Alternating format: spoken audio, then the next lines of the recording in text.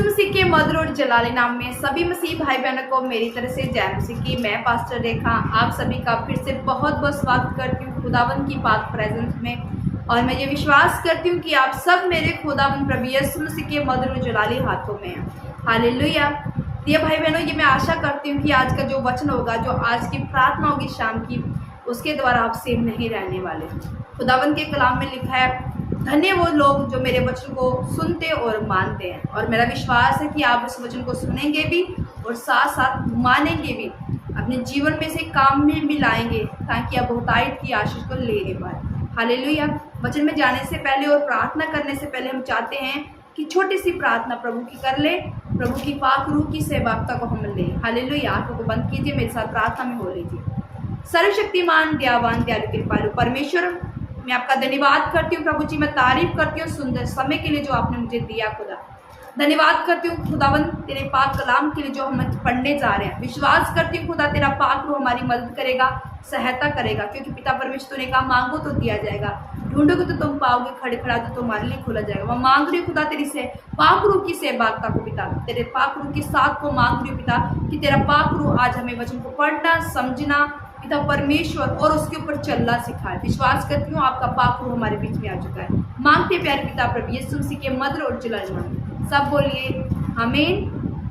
प्रिय भाई बहनों, आप इस चैनल पर बहुत सारी वीडियो निरंतर देख रहे हो, जो पास्टर अंकुर नरूला के द्वारा मीटिंग की जो बंदगी की जो वीडियो मैं आपको डाल रही हूँ, क्योंकि बहुत सारे लोगों के सवाल थे उपवास कैसे करें, जहाँ प्रार्थना कैसे करें। मैंने ऑलरेडी वीडियो बनाई हुई है, अपलोड की हुई है इस चैनल पर। लोग उस वीडियो को नहीं देखते और कमेंट्स करते हैं कि हमें बताइए बपतिस्मा क्या है, बपतिस्मा लेने से क्या होता है, उद्धार कैसे मिलता है। मैंने ऑलरेडी वीडियो बनाई पर उसे कोई वॉच नहीं करता। इसलिए मैं खुदावंत के दास पास्टर अंकुर नरूला जी की, जो मेरे आत्मिक फादर है, जो हमारे अगुए हैं, मैं उनकी मैं वीडियो डाल रही हूँ कि आप अच्छे से नॉलेज को ले सकें, आपको पता चल जाए कि बपतिस्मा क्या है, बपतिस्मा लेने के बाद क्या होता है, और बाइबल के अलग अलग वचन जो आपके साथ शेयर किए जाते हैं। विश्वास है कि आप उन वीडियो को अच्छे से देख रहे हो और समझ रहे हो। हालेलुया।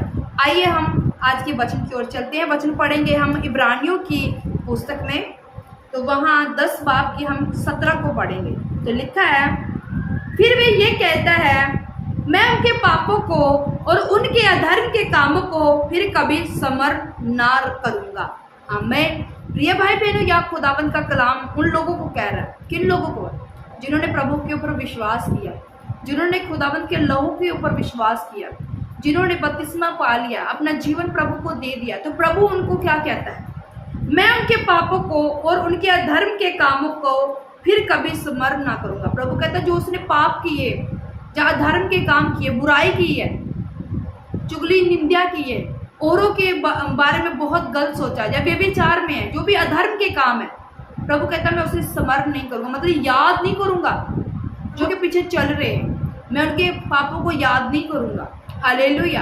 क्या आप भी चाहते कि परमेश्वर आपके पापों को ना याद करे, आपके अधर्म के कामों को ना देखे? तो उसके लिए आपको बपतिस्मा लेना जरूरी है प्रिय भाई बहन। अगर आप ले चुके हो तो फिर भी पाप कर रहे हो, ये बहुत बड़ी गलती है प्रिय भाई बहन। क्योंकि ज़्यादातर मैंने मसीह लोग देखे हैं, बपतिस्मा ले चुके हैं, बचपन से ही उनके घर वालों ने उनको बपतिस्मा दिवा दिया, जहाँ अभी कुछ साल हुए ले को, पर जीवन में बदलाव नहीं दिख रहे। प्रिय भाई बहनों, परमेश्वर ने तो अपना वादा पूरा किया। वो इन वादों का पक्का परमेश्वर, जो उसने वचन लिख दिए उसका वो पक्का परमेश्वर है कि मैं तेरे पापों को, तेरे अधर्म के कामों को फिर कभी याद नहीं करूँगा। पर आप क्यों बार बार प्रभु को याद करवाना चाहते हो? प्रिय भाई बहनों, उद्धार मिलता है, प्रभु ने आपको दिया है, तो उस आधार को आप संभाल के रखिए। अगर आज भी आपने पाप किए हैं, आप तौबा भी कर चुके, बपतिस्मा में लेके फिर भी आपके जीवन में पाप है, उसके लिए आपको क्या करना चाहिए? फिर से रिपेंटेंस में जाना पड़ेगा, फिर से आपको तौबा करनी पड़ेगी। मेरे परमेश्वर आपको माफ़ कर देगा। बड़ा ही दयालु कृपालु परमेश्वर है, वो महान परमेश्वर। वो नहीं चाहता कि उसकी रूह खराब हो जाए। अगर कोई प्रभु को जान के भी रूह खराब होती तो परमेश्वर बहुत दुखी होता है। परमेश्वर के वचन में लिखा है कि एक तरह थी कि वो मेरी भेड़ मेरे पास आ जाए, और प्रभु 99 को छोड़ उस एक को ढूंढने के लिए गया। प्रभु कहता जाना है, उनको ढूंढना है, वो मेरी प्रिय भेड़ है। आप प्यारे हो प्रभु के। अगर आपने गलती कर ली बपतिस्मा लेके, तो डोंट वेरी, प्रभु आपके संग है। प्रभु चाहता है कि आप तौबा करें। जब तक तौबा नहीं करेंगे, आप फिर से पापों से माफ़ी नहीं मांगेंगे तो प्रभु कैसे आपको माफ़ करेगा। जैसे हम गलती करते हैं तो क्या होता है कि हम अपने पिता के पास देंगे या पिता को कहीं से पता चल गया कि हमने कोई पाप किया, जहाँ हमने कोई गलती की, चोरी की है, तो हमारा पिता हमसे गुस्सा होता है। वो इसलिए गुस्सा होता है क्योंकि हमने पिता को जाके बताया नहीं है कि पिता में हमने ये गलती कर दी है, डैडी हमने ये पाप कर दिया है, मैंने ये चोरी कर ली है। तो पिता परेशान है कि बेटा उसके पास आके क्षमा नहीं मांग रहा है, बेटा बता नहीं रहा अपने पिता को कि पिता मैंने ये गलती कर दी है। और जब वो बच्चा सच में पिता के पास जाता है और अब सॉरी फील करता है, मांगता है कि पिता मैं आगे से डैडी ये काम नहीं करूँगा, मेरे से गलती से हो गया, मैं जान बूझकर मैंने नहीं किया, ये गलती से हो गया है, मुझे क्षमा कर दो, तो क्या करता है पिता उसे माफ़ कर देता है। और पिता कहता है कि दोबारा गलती नहीं करनी है, एक बार गलती क्षमा हो जाएगी, 2 बार गलती क्षमा हो जाएगी, 3 बार भी गलती क्षमा हो जाएगी, बार बार गलती क्षमा नहीं होगी।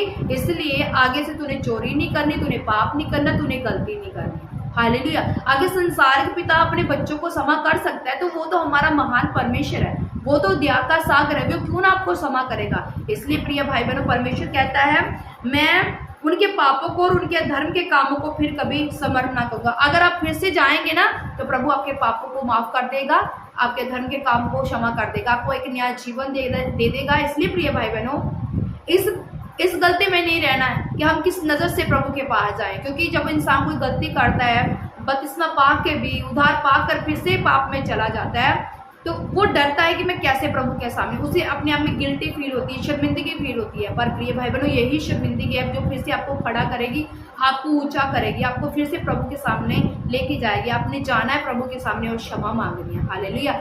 मेरा विश्वास इस वचन के द्वारा आपने बहुत कुछ सीखा है। हालेलुया। आंखों को बंद करें, हम लास्ट के अपने परमेश्वर का सर्वशक्तिमान दयावान दयालु कृपालु परमेश्वर धन्यवाद करते हैं आज के इस सुंदर वचन के लिए प्रभु जो आपने हमें दिया खुदावन। कि प्रभु आपने कहा है खुदावन इब्राहिमी की पुस्तक में पिता परमेश्वर कि मैं तेरे पापों को और तेरे धर्म के कामों को याद नहीं करूंगा। पिता परमेश्वर खुदा, हम सच में तेरे चरणों में आते हैं, अपने सिर को झुकाते हैं और पिता क्षमा मांगते हैं खुदा। अगर हमने कुछ जाने में अपने जीवन में कुछ गलतियां की है, कुछ पाप किए खुदा, हो गए हमसे खुदावन, हम जानते नहीं है पिता, पर प्रभु आप सब जानते हैं खुदावन। इसलिए पिता हमें क्षमा कीजिए, हमें माफ कीजिए। जितने लोग देख रहे हैं जिनसे पाप हो चुका है, बपतिस्मा पाके पिता परमेश्वर नया जीवन लेके भी फिर से गलती हो चुकी है, तो प्रभु ने क्षमा करना, इन्हें माफ करना, आज से फिर से इन्हें अपनी बेटी और अब बेटा बनाना मेरे सामर्थ्य परमेश्वर। प्रभु मैं इन सबके लिए तेरे आगे विनती करती हूँ, प्रार्थना करती हूँ प्रभु जी, इनको छू कर प्रभु चंगा कर दीजिए खुदा, यीशु आ जाएंगे, पापों को क्षमा कर दीजिए खुदा। तेरे वचन में लिखा बहुत सारे लोग रोगी प्रभु परमेश्वर जब तेरे पास आते हैं प्रभु तो उनके पापों को क्षमा करता था तो प्रभु वो चंगे हो जाते थे। पिता परमेश्वर इसका मतलब पाप हमारे जीवन में बीमारी लेके आते हैं, पाप ही हमारे जीवन में कष्ट दुख परेशानी लेके आते हैं। आज इनके जीवन में पाप है प्रभु, क्षमा कर दो प्रभु जी, और इन्हें चंगा कर दो प्रभु परमेश्वर, इनके हालात सही हो जाए प्रभु जी, इनकी परिस्थितियां बदल जाए, इनके हालात जितनी बीमारियां रोग सालों से प्रभु परमेश्वर वो सब बदल जाए प्रभु यीशु। तेरे सामर्थ्य नाम में तेरा यीशु नाम के जीवन में काम करे, तेरा अभिषेक इनके जीवन में काम करे, हर तरह की परेशानी इनके जीवन में जाती रहे प्रभु यीशु। तेरे सामर्थ्य में विश्वास करती प्रभु जी, आपने हमारी छोटी सी विनती को सुना है, कबूल किया है, मांगते हैं प्यारे पिता प्रभु यीशु मसीह के मधुर और जलाली नाम में सब बोलिए आमीन। भाई बहनों, अगर आप हमारी इस चर्च का सेवकाई का हिस्सा बनना चाहते हो तो आप सभी से रिक्वेस्ट है कि हमारे चर्च के लिए दान दीजिए, क्योंकि हमारे चर्च को दान की बहुत ज़्यादा ज़रूरत है। गर्मियाँ हैं तो गर्मियों के लिए फ़ैन, बहुत सारे तरह तरह के मतलब ज़रूरतें होती है जो चर्च की पूरी होनी होती है, वो आपके द्वारा ही होनी होती है। तो हम चाहते हैं कि आप हमारे चर्च के लिए अपने हाथों को खोलिए। मेरा परमेश्वर आपको कभी सेम नहीं रहने देगा। जब जब आप अपने हाथों को खोले तब तब मेरा परमेश्वर आपको नए लेवल में लेके जाएगा, नई आप ऊंचाई को लेने पाएंगे प्रभु यीशु मसीह के सामर्थ्य में। ये अकाउंट नंबर है, गूगल पे नंबर है, यहाँ पर गूगल पे भी कर सकते हैं, व्हाट्सअप ये नंबर है, यहाँ पर आप हमसे कॉन्टैक्ट करके अकाउंट नंबर भी ले सकते हैं। हालेलुया। प्रभु आपको आशीष दे, बरकत दे, सबको जय।